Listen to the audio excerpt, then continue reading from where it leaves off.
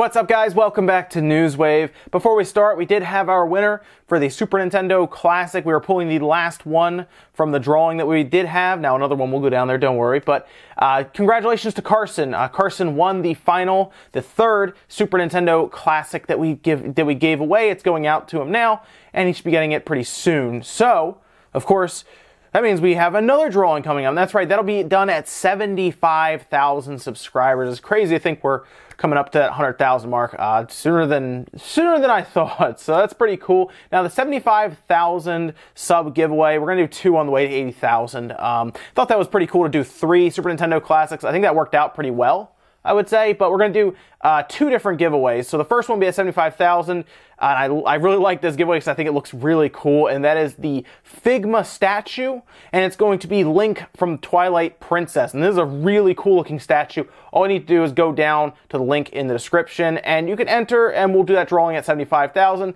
Whoever gets picked gets it, and then we'll move on to the next one, which will be given away at 80,000. So we'll have 2 different ones, and that pool will start over, and I'll let you guys know when that happens. But other than that, guys, we had some pretty cool stuff, pretty interesting stuff. A lot of speculation going on in the video game world. Despite it being the first of the year, speculation was running rampant after we may have heard a date for the January Nintendo Direct that we all know at this point is coming. So let's get started. Now, if you don't know, Reset Era is a forum that was started up by ex-NeoGaffers, I guess, people who, there was a whole meltdown there. They went out and they made this forum. And these are people that I tend to be more interested in following because they genuinely seem to have inside sources with gaming companies, whether it's, PR people, developers, who knows, but they seem to have some insider knowledge here. And that includes, of course, people like Emily Rogers, who we've talked about previously leading up to Nintendo's big Switch reveal. We did find out, and this again is speculation, a January 11th date. Now, this comes from one of the users over there by the name of John Harker, and they have been correct with previous discussions. Things about Call of Duty, I remember things leading up to the Switch's release, or at least reveal. They were right there in the thick of things, kind of revealing some things that we didn't know, and it ended up being completely true. I remember there was a lot of talk about Call of Duty, if I remember right, leading up to that release, because there was a lot of stuff we didn't know about, and they ended up getting some of that stuff right. So the other thing about this is January 11th feels correct. That seems to be the right time for this press conference to take place, because of course we had the second week of January last time where they showed us the entire Switch reveal itself, and we expect a lot of games to be at this new one, this new press conference, this new Direct. It won't be a press conference really to the degree we had before. It'll just be a straight up Nintendo Direct. I don't really know how long, 30 minutes maybe. I mean, we assume there's going to be a lot of games because this is going to be all about setting the tone for 2018, and that is a Thursday. So January 11th is a Thursday. If you're trying to figure out when Nintendo will announce this, they'll either announce that Friday, but more than likely they'll announce it either the 8th or the 9th, so that Monday or Tuesday, and give us an exact time, whether it's in the afternoon, maybe it's noon, or maybe it's 2 p.m. Eastern time.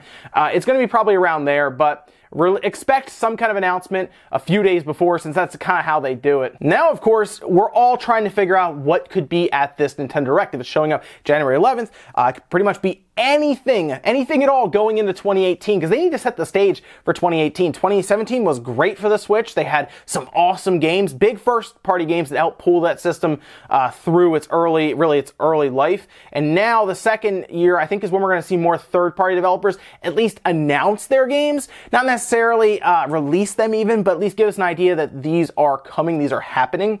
Nintendo will, of course, be there in full force. I still think with Pokemon, I think they're releasing Pokemon. But again, there is still a lot of speculation, and now rumors, things have started up on the rumor mill that have people talking heavily, and if you missed it, SNK seems to be directly in the crossfire of these rumors. Apparently, they're working on some sort of game. They're developing some sort of game, and this comes from Emily Rogers, again on Reset Era, talking about how SNK has some game that they're developing. And now, of course, you might be thinking of some of the standards, something like a new Metal Slug, like Metal Slug 8 or something, or a Samurai Showdown 7, maybe a brand new Samurai Showdown, or even King of Fighters coming over, the newest one. Well, Emily Rogers has pretty much denied any of those being this game that they're talking about. So now, it's pretty much up to us to figure out what is SNK bring over. What could they be bringing over to the Switch that turns out to be true? And It's hard to say. I mean, would they go back and get something crazy like a Baseball Stars? I don't think so. I think if they did this, maybe it's just a new IP. Maybe they just wanted to work on something new for the Switch because they've had success with their Neo Geo games, for example. I mean, great success with it. Maybe it's a new fighter. Maybe it's something else to give the Switch audience that is clearly buying these Neo Geo games that they're putting on the Switch. Even if they're obscure ones, they still seem to sell well. I mean, they're well priced, obviously. Most of them are under $10, so they're more impulse buys at that point. Maybe you want a King of Fighters, and you're like, oh, here it is. It's cheap. It's like $8. Yeah, I'll buy it. We'll play it tonight, and you only play it like one night. It's going to be more interesting to see what happens if SNK releases a full-price $60 fighter, and it's just for the Switch, and it's this new IP. I'm going to be really interested to see how the Switch crowd buys into that. Since they did buy into the Street Fighter game, even though it's a known entity, it was still I think a little overpriced, especially now that we see the collection for the same price, but people still bought into it. So here we go. I'm hoping SNK is at this direct, and we do see something from them, specifically a new IP and a new fighter. I think that'd be really cool. But I need to hear from you guys. What do you think they're going to do here? Do you think they're going to go into their bag of tricks and pick out some obscure game and revive the entire series? Because there are some very obscure SNK games out there. So if you can think of one, let me know down in the comments. I really want to see what people come up with for this. Next up, let's talk about Need for Speed Payback. You know, the one that everybody doesn't seem to like because it seemed to catch the loot box bug that EA was passing around to all of their games, and they single-handedly destroyed Star Wars Battlefront. Well, they didn't quite destroy it, but they certainly destroyed what should have been an easy 15 million unit seller. It seems like they're going to struggle at this point to get half of that when it's all said and done, which is crazy, by the way, with something that has Star Wars branded directly on it.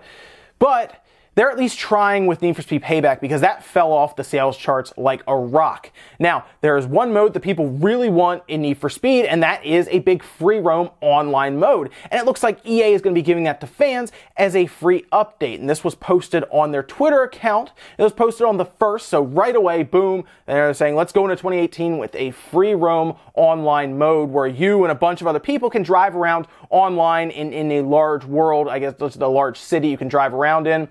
Kind of like what I remember when I was really into Need for Speed was Need for Speed Underground 2, for example. And yes, there was a large world that you would just drive around in a big city. And this is something that they're going to have to do for Payback. At this point, the entire image of EA is just completely tainted with their loot boxes that they're doing, just destroyed. They have to put out free updates. They can't charge for DLC at this point. Not with the loot boxes running amok in front of them. Even with like Battlefront at this point, they promised free updates before they removed the loot boxes. I don't think they can charge for DLC for Battlefront 2 now because that'll be going back on what they said.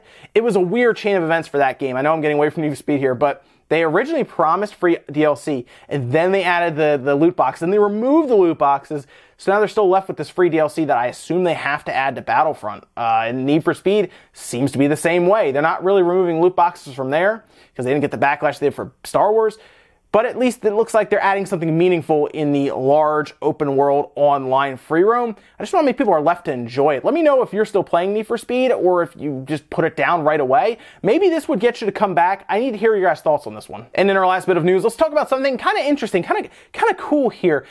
It's less about, I guess, more current games and more about custom-built games like ROM hacks, for example. And this is from the newer Super Mario DS project that is now released to fans. You can download it, you can use a clean ROM of New Super Mario Bros. On the DS, and you can play this. Now, what does this get you? Well, 80 all-new levels on 8 world maps, original and ported graphics and sounds, the return of a classic power-up, which looks actually pretty funny from the silhouette on the website, new and updated game mechanics, a brand new soundtrack featuring old and new hits, and you can download, you can patch the ROM, the clean ROM, and you can play it on things like your computer with an emulator.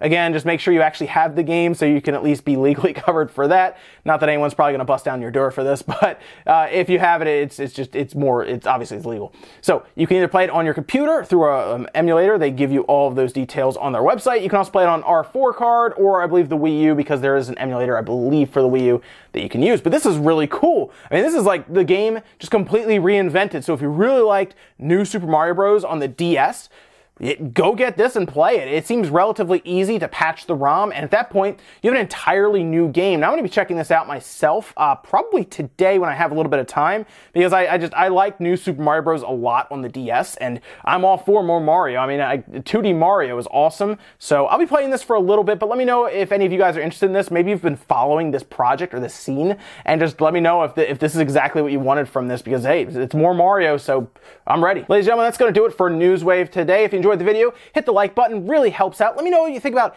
any of the stuff we talked about today, specifically this Nintendo press conference, the Nintendo Direct that's coming up. Look, we all know it's happening, right? They need one in January at some point to set really the roadmap for 2018. But do you think January 11th is a good day? Do you think that's pretty much when we're going to see it because it makes sense? Falls in line with really the previous one that was in that second week. I think that was like January 12th, that second week. And of course, that means we won't hear about it until 2 days prior. This is the thing. I'd like to hear about it more than I'd like to hear at least a week in advance. Now, I don't think people are going to take off work to see this, but just to know, okay, this is coming up. Maybe you do have the day off and you're like, all right, it's at this time, I'm going to get this all scheduled out and everything so I can sit down and watch it live. Because these are things people don't always want spoiled for them. I mean, you get that big reveal of something like Doom or Wolfenstein. There are people who are really shocked, or even Metroid Prime, for example. It's a big deal for a lot of people there. So I wish they would come out a little earlier and say, okay, in like 2 weeks, this is when it's going to happen. I know they won't want to interfere with their holiday season stuff, but just a little more in advance for this. Also, let me know what you think about the SNK game. Do you think that's a thing? And do you think they would be bringing something other than those games over? I initially thought, oh, they'll just bring over King of Fighters, but if that's not the case, I'm not really sure what else they have that people would at least recognize. It's going to be interesting to see. Thank you guys so much for watching, and I'll see you next time.